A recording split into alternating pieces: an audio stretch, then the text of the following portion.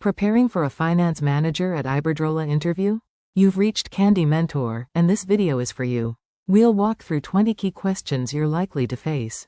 For each question you'll see a sample answer followed by the key points to cover. Subscribe, like, and share, and drop a topic request in the comments.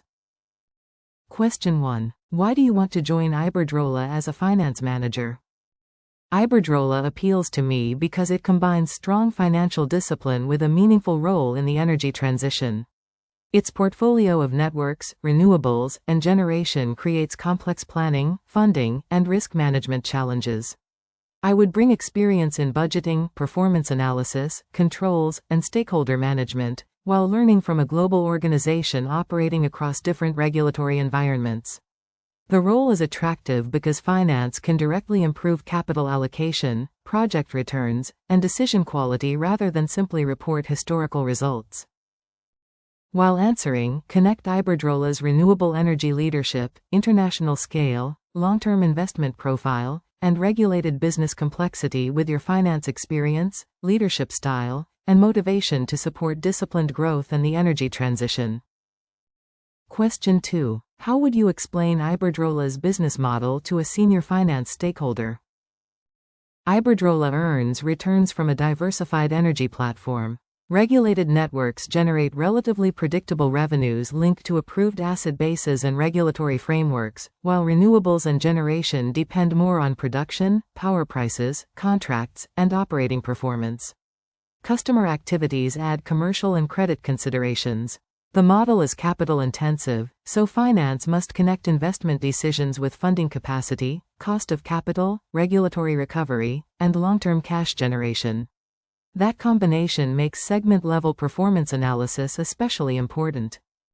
Make sure to cover the distinction between regulated networks, renewable generation, and customer-facing activities, including revenue drivers, capital intensity, regulation, operational risks, and how each segment affects cash flow and returns. Question 3. How would you build an annual budget for an international energy business? I would start with strategic assumptions, including demand, power prices, production, inflation, foreign exchange, interest rates, regulation, and project timing. I would then obtain bottom-up plans from operational teams, challenge key drivers, and reconcile them to corporate targets. Separate scenarios would show downside exposure and management actions. Finally, I would document ownership, approval dates, and reporting KPIs. A strong budget is not a static spreadsheet, it is a controlled decision framework updated as facts change. In your answer, talk about strategic assumptions, bottom-up ownership, operational drivers, power prices, production volumes, inflation, foreign exchange, financing costs, capital expenditure, scenario analysis, challenge sessions, and governance. Question 4. Which KPIs would you monitor for Iberdrola's renewable energy portfolio? I would monitor availability, capacity factor, generation versus resource expectations, realized power price, operating cost per megawatt hour, EBITDA, and cash conversion. For projects, I would add construction progress, CapEx against budget, commissioning dates, expected IRR, and cost of capital. I would also track debt metrics and contracted versus merchant exposure. The critical point is linking operational indicators to financial outcomes, so management can distinguish temporary resource variance from structural underperformance. Be sure to mention operational, financial, and investment measures, availability, capacity factor, production, realized price, EBITDA, operating cost, CapEx, leverage, project IRR, cash conversion, and variance to plan. Question 5. How would you assess a renewable energy investment proposal? I would assess the project across commercial, technical, financial, and risk dimensions. Commercially, I would examine contracted revenues, merchant exposure, counterparties, and price assumptions. Technically, I would challenge resource studies, technology choice, construction schedule, availability, and operating costs. Financially, I would model cash flows, NPV, IRR, leverage, tax, and sensitivities to delays, inflation, interest rates, and power prices. I would recommend approval only when returns remain acceptable under realistic downside cases. Focus on the investment case, including resource quality, technology, construction risk, contracted revenues, merchant exposure, operating assumptions, tax, financing, sensitivity analysis, strategic fit, and governance approvals. Question 6. How would you analyze a significant budget variance in a wind portfolio? I would first isolate the variance by volume, price, availability, operating cost, timing, foreign exchange, and one-off items. For lower generation, I would compare wind conditions, outages, curtailment, and equipment performance against the plan. I would validate the explanation with operations rather than rely solely on accounting data. Then I would update the forecast, quantify cash and EBITDA impact, and agree actions, owners, and deadlines. A useful variance analysis explains both what happened and what changes next. In your answer, distinguish price, volume, mix, timing, foreign exchange, and one-off effects. Validate data with operations, quantify the forecast impact, and recommend corrective actions with clear accountability. Question 7. What are the key international financial reporting standards considerations for an energy utility? The major areas include IAS 16 for generation and network assets, International Financial Reporting Standards 16 for leases, International Financial Reporting Standards 9 for hedging and financial instruments, International Financial Reporting Standards 15 for customer contracts, and IAS 36 for impairment. I would also consider provisions, deferred tax, foreign exchange, consolidation, and regulatory accounting implications where relevant. The challenge is applying standards consistently to long-lived, capital-intensive assets and documenting judgments clearly. I would involve technical accounting specialists early when transactions are material or unusual. Mention revenue recognition, property, plant and equipment, leases, impairment, provisions, financial instruments, foreign exchange, consolidation, deferred tax, and potentially regulatory balances, while emphasizing judgment and disclosure quality. Question 8. How would you test an asset for impairment under IAS 36? I would begin by identifying indicators such as sustained price declines, underperformance, regulatory change, cost inflation, or project delays. I would define the appropriate cash-generating unit, then compare carrying value with recoverable amount, using value in use or fair value less costs of disposal. Forecasts must reflect supportable assumptions, appropriate discount rates, and realistic terminal values. I would stress test key variables, especially prices, production, inflation, and discount rates, and document the conclusions thoroughly. Cover impairment indicators, cash-generating units, value in use, fair value less costs of disposal, forecast assumptions, discount rates, terminal values, sensitivities, and documentation of management judgment. Question 9. How would you manage foreign exchange risk across Iberdrola's international operations? I would map exposures by currency, entity, timing, and type, separating transaction risk from translation risk. I would use natural hedges where practical, then consider approved forwards, swaps, or other instruments under Treasury policy. Forecast quality is essential because ineffective hedging often starts with poor exposure estimates. Where hedge accounting applies, documentation and effectiveness testing must be robust. I would report hedged percentages, sensitivities, counterparty exposure, and residual risk so management understands both protection and limitations. Discuss exposure identification, transaction and translation risk, natural hedges, Treasury policies, forwards or swaps, hedge accounting, forecast accuracy, counterparty limits, and communication of residual risk. Question 10. How would rising interest rates affect Iberdrola's financial planning? Higher rates would increase interest expense on floating debt and refinancing costs, while also raising discount rates and potentially reducing project valuations. I would map maturities, fixed and floating exposure, hedge coverage, covenant headroom, and available liquidity. For new investments, I would refresh hurdle rates and stress test returns. Management actions could include extending maturities, increasing fixed-rate protection, prioritizing projects, or phasing CapEx. The impact should be evaluated on earnings, cash flow, leverage, and investment capacity. Be sure to address debt costs, refinancing, project valuations, discount rates, fixed versus floating exposure, hedging, covenant headroom, investment hurdles, liquidity, and scenario-based management actions. Question 11. How would you improve cash flow forecasting for a project portfolio? I would build the forecast from operational drivers rather than simply roll forward prior cash flow.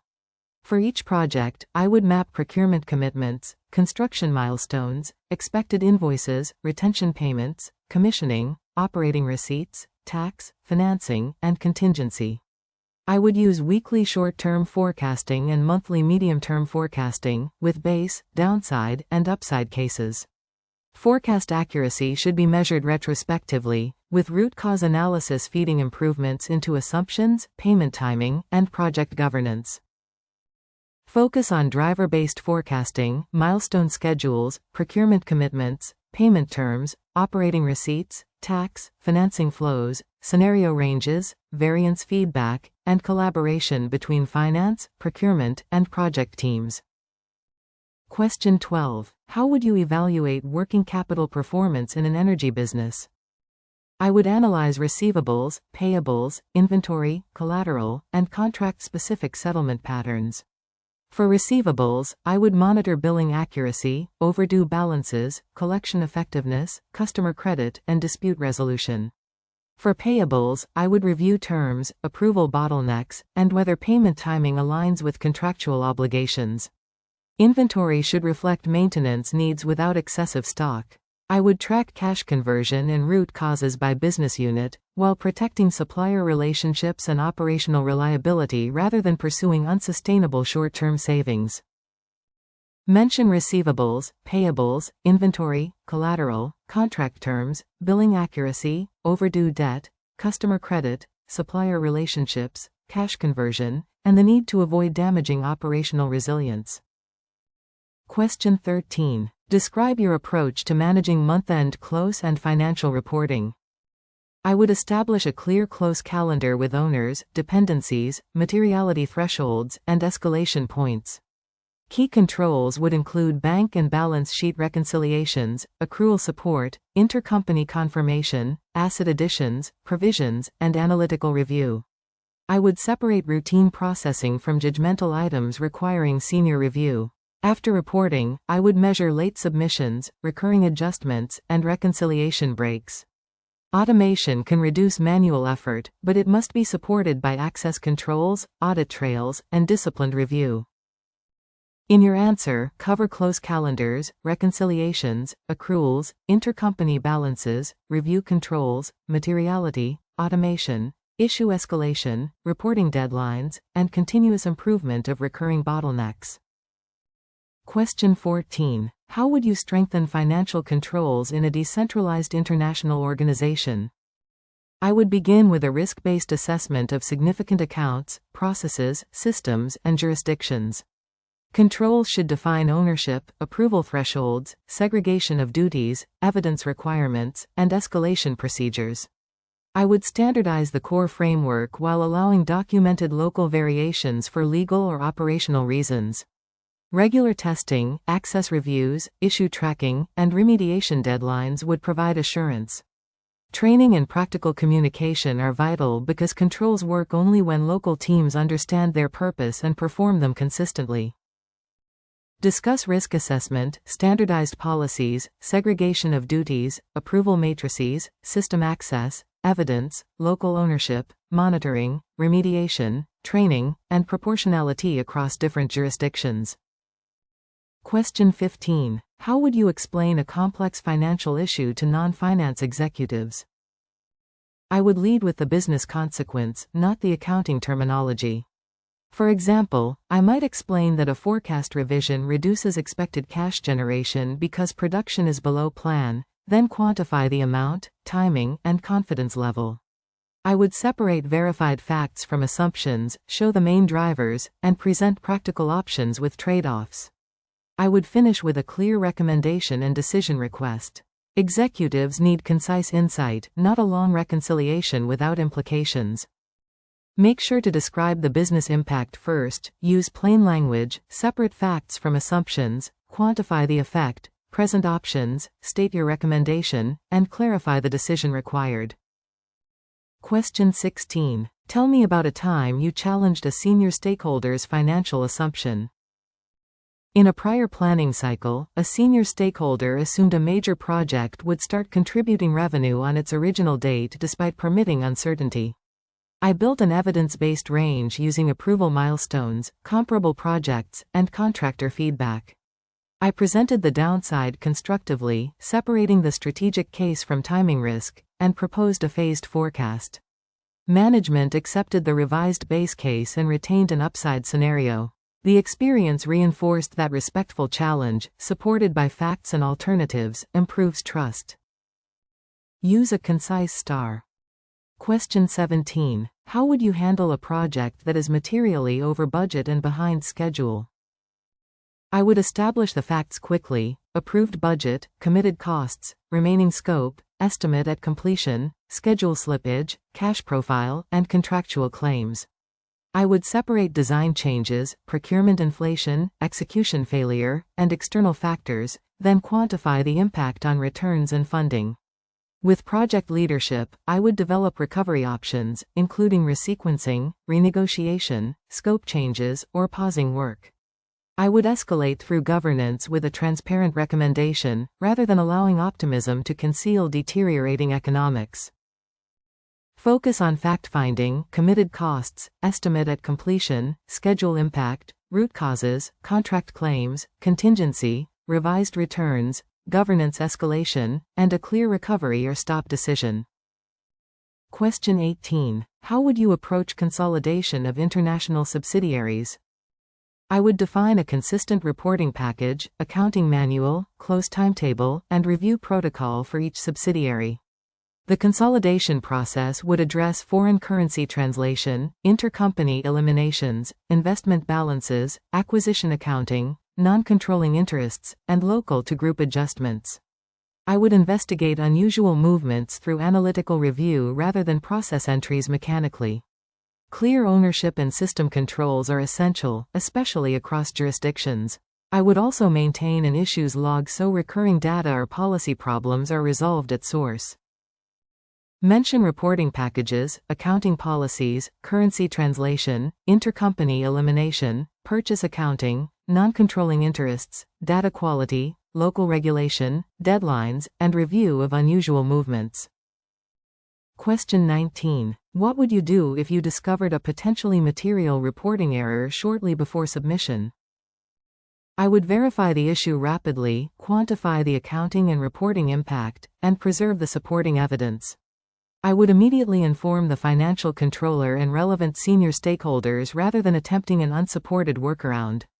Depending on materiality, I would correct the submission, assess disclosure and control implications, and coordinate with auditors or technical accounting advisors.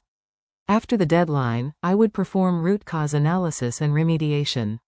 Transparent escalation protects both the company and the credibility of finance.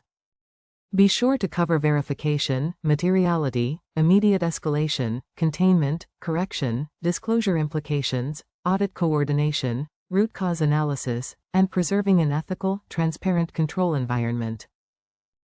Question 20. What would be your priorities during your first 90 days as Iberdrola Finance Manager? During the first month, I would listen, understand Iberdrola's business segments, review reporting, controls, forecasts, systems, and key stakeholder expectations. By the second month, I would identify major performance drivers, reporting risks, process bottlenecks, and team capability gaps. By day 90, I would agree a prioritized roadmap with measurable actions, such as improving forecast accuracy, shortening close activities, or strengthening project reporting. I would seek quick wins, but align every improvement with reliable information, cash discipline, and strategic growth. In your answer, cover stakeholder relationships, business understanding, reporting quality, key risks, close and forecast processes, team capability, quick wins, strategic alignment, and a practical improvement roadmap. If you are still with us, congratulations. You are much ahead of the rest and serious about preparing for your interview. We hope we were able to add value to your preparation and create some helpful content. Do not forget to like and share this video. Your small act can do great things for us.